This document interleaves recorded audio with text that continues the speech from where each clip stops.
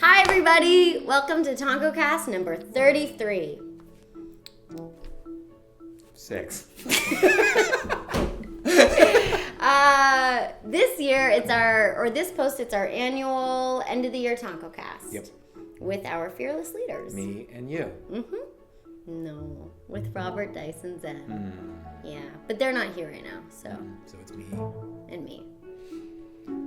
Enjoy. Hey everyone, welcome to our first day back in 2019 to Tonko House.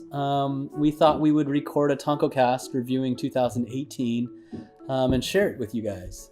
Hi, this is Zen Miyake from I'm at the Berkeley studio. And this is Dice. I'm actually joining from Japan.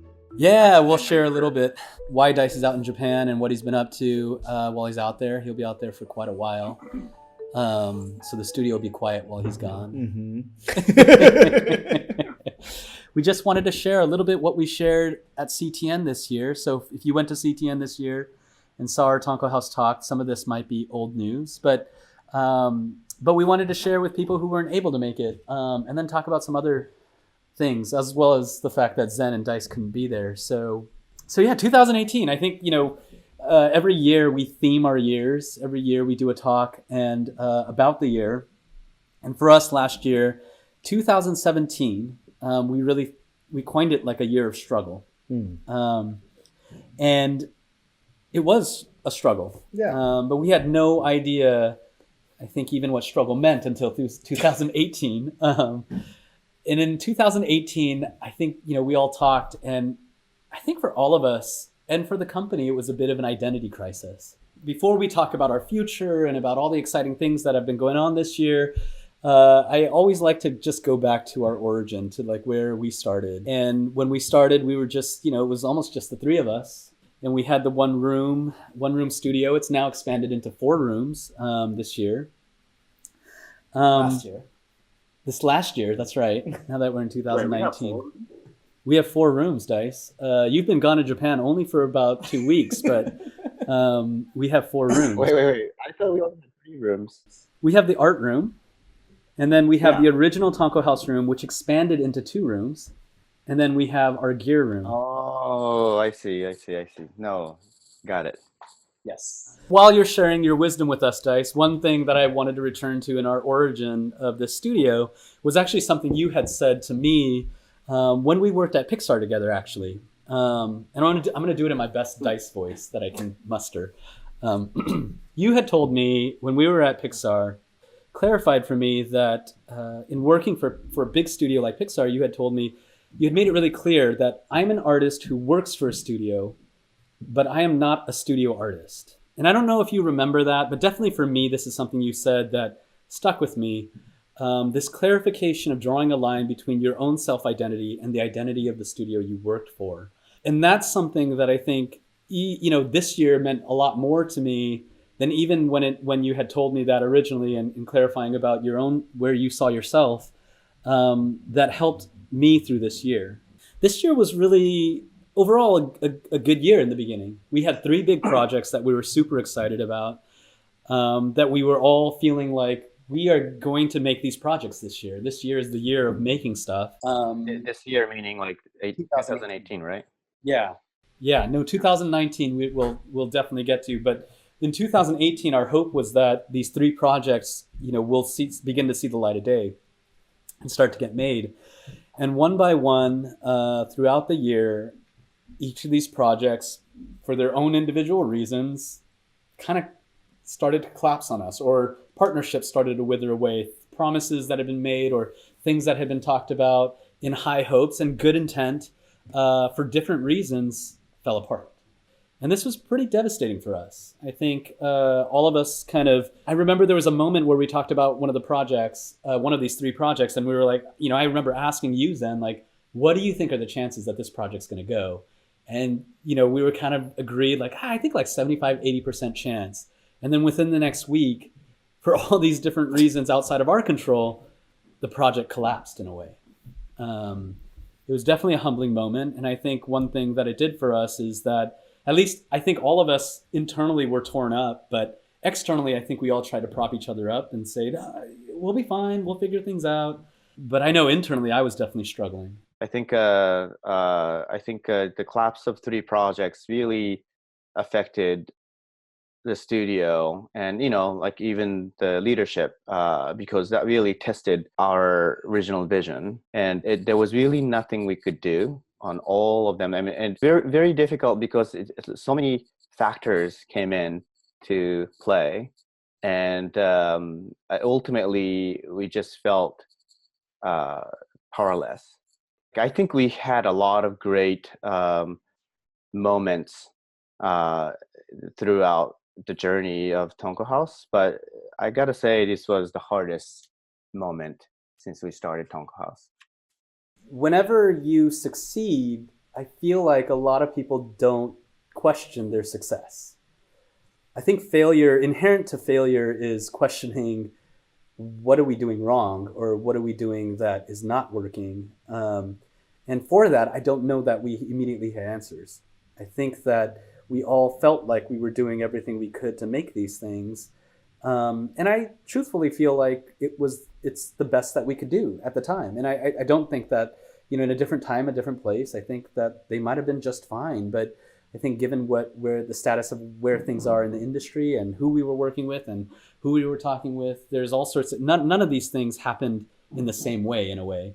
But the result of it was definitely Tonko House being left with a feeling of failure.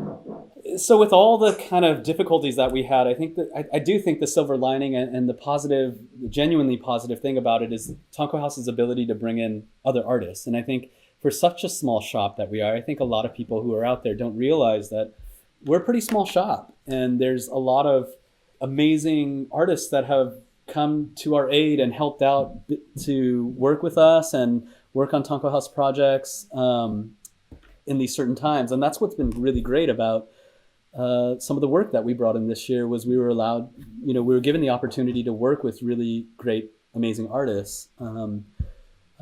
People that ranged from, the Odomo project for NHK that we did allowed us to work with some amazing animators and directors. Working with Cuckoo allowed us to build a pretty incredible art department with really incredible artists. But I think, and also in Japan, right? Our team in Japan was able to grow, and we were able to bring on new artists over there. So I think, with all of that, I think it was that reminder of, what you had said a long time ago, Dice, about, being an artist who works for a studio and not being a studio artist, that when I looked around us and we were able to pull these artists in, we were able to grow Tonko House through the identities of other artists, people who, in their own right, independent of Tonko House, had their own vision, had their own identity, and their own sense of who they are and what they wanted to say.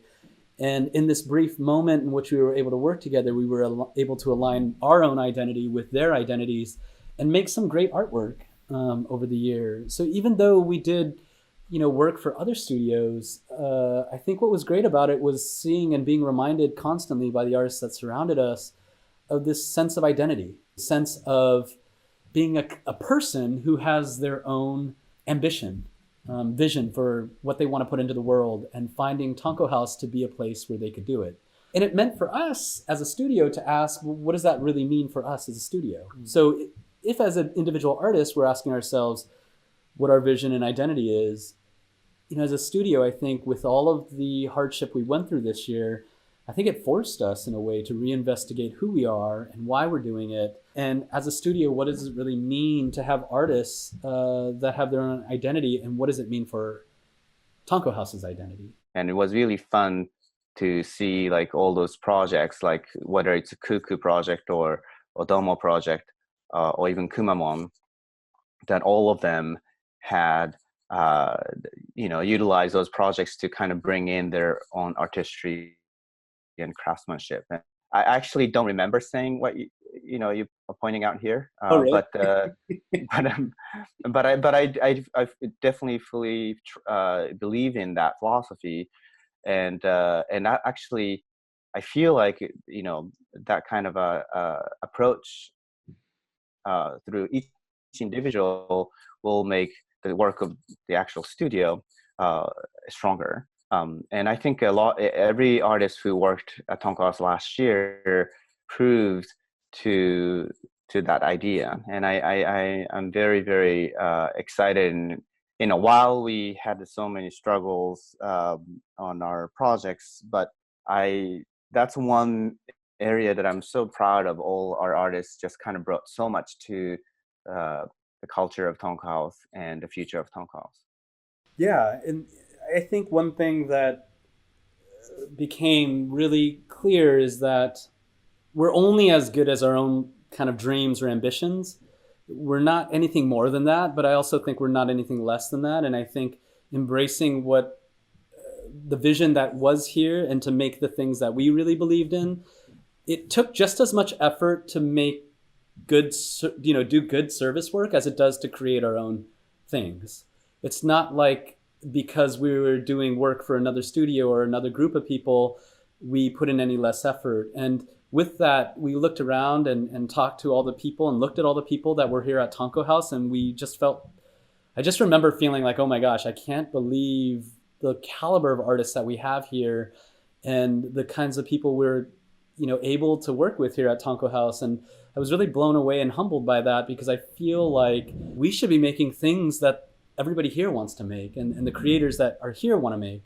And so I think at a certain point in the year when things were kind of getting a little bit hairy for us, or our identity was getting lost, we turned to the people that we looked to here as our creative leaders. And one of those artists that we brought in to work on the Dam Keeper poems was this amazing animator, Eric O, who directed our Dam Keeper poems series. And it was really interesting because one of the 3 projects that collapsed this year was actually one of Eric's, but it was right around the time when we were finding out about several of these projects collapsing.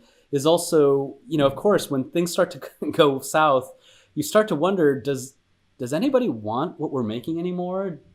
Do people, even what we have made, is it really very good? Like, is there any audience out there for it? And I remember just feeling so doubtful about maybe we did something wrong here.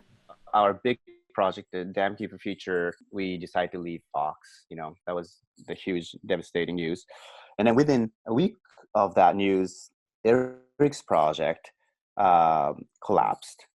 And he was already in France. He was traveling to Annecy because the film that he directed previously, The Dam Keeper Poems, was nominated. So he was there.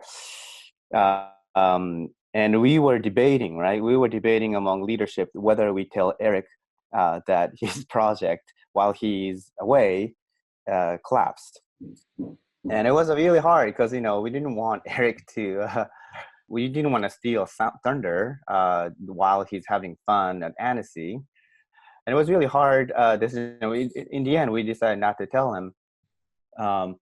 And then, while he was at Annecy, like some of the screenings he went to of his own film didn't play the sound, and there was a mistake. And I remember like the night before the award ceremony, he called me and he was completely devastated. He was like really feeling horrible. And on top of that, he had not known that his new project collapsed. And I could not dare to tell him. And then he actually won the best of the show in the television animation category. It was just like a lifesaver for Tonko House. We didn't end up telling Eric until he came back. I think at least he had a big Crystal Award to go to sleep at night with while he nursed the other wounds that were left. So Eric is someone that, we continue to look at for creative leadership and someone who we look at as one of these artists who brings their vision to Tonko House, in that we started to work on something new, a project. So it's really interesting through the making of this project. So Eric's father is like this, really brilliant mind, I guess, in robotics. And with that kind of personal attachment to robots and kind of this part of science that is in some ways so far from what we do, but in some ways very related in terms of its creativity, Eric wanted to tell a new story that is kind of very much in the Tonko House fable-like tradition, but set it as like a story in the future, kind of a once upon a time in the future fable that involves a robot set out in space. And it's really interesting to me that Eric has chosen to tell a story about humanity, about his own journey in life, and some of the struggles that he's gone through over the last year. And really kind of, to be honest, I think bearing his soul a little bit and using this robot to tell a story about humanity. I'm really excited about it. It's a 2D feature film project that we're excited. Is in development right now at the studio. So another artist that we were able, one of our favorite artists that you and I work with back at Pixar, we were really excited to be able to invite to join Tonko House this year was Chris Sasaki. That's right. I mean, Chris was probably by far one of our favorite character designers in the industry. I mean, he's known as a character art director or the production designer at Pixar, but he came in with a little more than just a character designing skill set at Tonko House. Yeah, I think one of the things that was exciting about Chris as a designer is the amount of thought and story he puts into all of his designs. And I think this year, Chris brought a project that was called Stillwater, that is this period piece set, during the Dust Bowl, during the 30s, the Great Depression. And it's a story where really about this little town called Stillwater in which people come and go. And the people that are there really are stuck there trying to get out. And other people who are coming to Stillwater are actually trying to get lost. And it's this little kind of anthology of all these different characters that live inside of this town. And in animation, I got to say, I've never seen a story quite like this. It has a lot of darkness. It has a lot of magic in it, a lot of adventurous, kind of fantastic quality to it. And just a wonderful cast of characters who all are kind of struggling in their own ways with the hard parts of life, depression, and some of the things that I think as a generation we hope never to go through. But it's really, I mean, for lack of a better term, I think it's really fun. I think it's a story that I haven't seen in animation, and it takes all of the kind of sensibilities of Chris and puts it up on screen. And I really can't wait. It's a series that we're developing. And as you could tell from the visuals, Chris is, he's not so bad. He's pretty good. He's pretty good at making great visuals. I think I have to say, of course, I was so excited that Chris joined Tonko House, because he is the character designer of the Dam Keeper. And, as Chris transitioned into this role, story or writer even, I didn't know that part of Chris, to be honest. I mean, I think we believe in good designers or good storytellers. And oftentimes in this animation industry, if you're a visual development artist or if you're art directors or production designers, you're only kind of creating visuals, and it's such a misconception. Like good animation design comes with the good storytelling sensibilities, and I think that's why we always loved Chris's work, because he put so much story into his work. And when he created Stillwater with his own writing and story, I was absolutely blown away. And that's a incredibly pleasant surprise and an amazingly inspiring thing that happened in 2018 here at Tonko House. Yeah, and so this is something that we continue to work on, and these two projects are based on two of our creators here, but then also there's also the project that you're working on, Dice. Part of the reason why you're in Japan. A project that internally we've called Oni. Because, at the end of the day, I think we have so many stories we want to tell and we want to share with the world. And one of the stories that I wanted to bring to the table was this Japanese folklore stories, the country that I grew up with and the culture that I grew up in.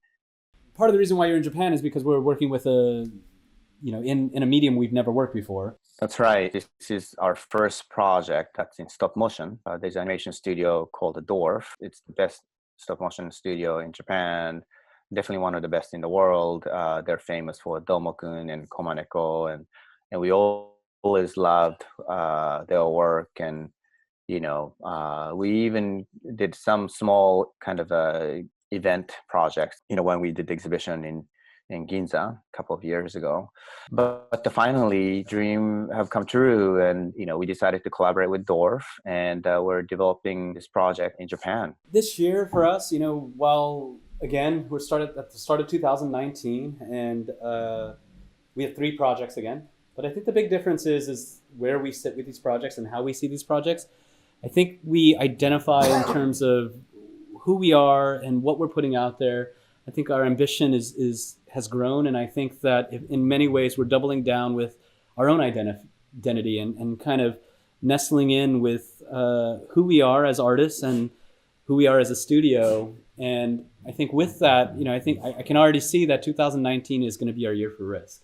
I don't know where we are at the end of the year, but I do know that this year we are going to try with all of our might to get these projects and these people, these artists that we believe in, up on the big screen or the little screen or the mobile screen, whatever screens they may be. But we want to make and tell these stories that I think are our identity, our stories that we're capable of telling.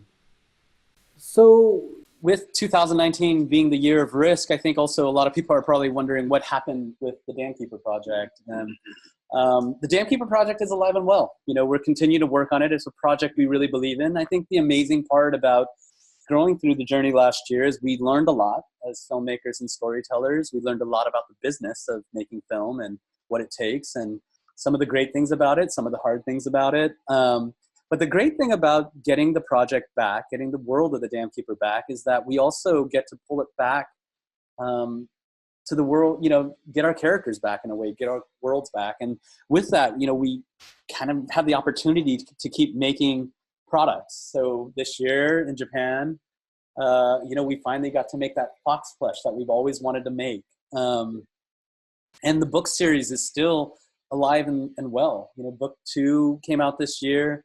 Book 3 is off to the printer and being printed. And Book 3 is coming out in July, yeah. Yeah, and I think that the feature is still a story that we're continuing to work on. We're continuing to make, but really the way we're excited to grow that world and expand that story and those characters. And as day by day passes, I feel like this world hasn't gone away for us, and these characters haven't gone away for us.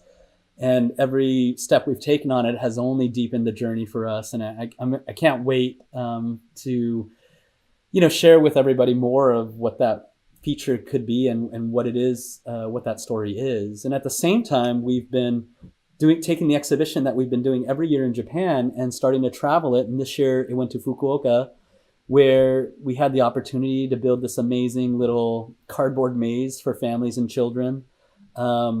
I didn't get to go, but Zen, you and Dice got to go. Yeah, that was really looking good. There's like this new thing about this little maze thing that we call it Tonko Town. So many children were like running around, and that was really great. And so hopefully we can do the similar thing next year as well. But we are cooking exhibitions for the next year, this year as well, like one in Tokyo and the other one in potentially in Korea. Yeah, this continues to be a big part of what we do. I think this is something that is a little different about our studio than a lot of studios, is the fact that our passion is making film and telling stories, but I think also there are other opportunities to tell stories, whether they're through space or product or books. I think we continue to find new opportunities and new ways to tell stories and interact with our audience. Some of our artists in Japan, here's Hiro Nagasuna, did some workshops with local artists.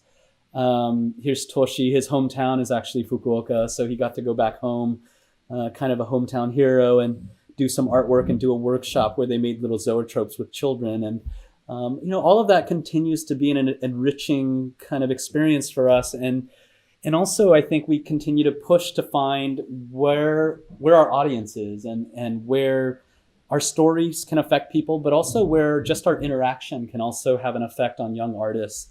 And it's something that we're excited about. And the Dam Keeper continues to be that story and that world that we created a few years back that continues to expand. And we believe that a lot of the projects that we're working on currently are actually have that nature. And I think that's where the real risk is for us is, we are going to do an exhibition in Shinjuku, Tokyo this year. That'll be different than any other exhibition we've ever done before.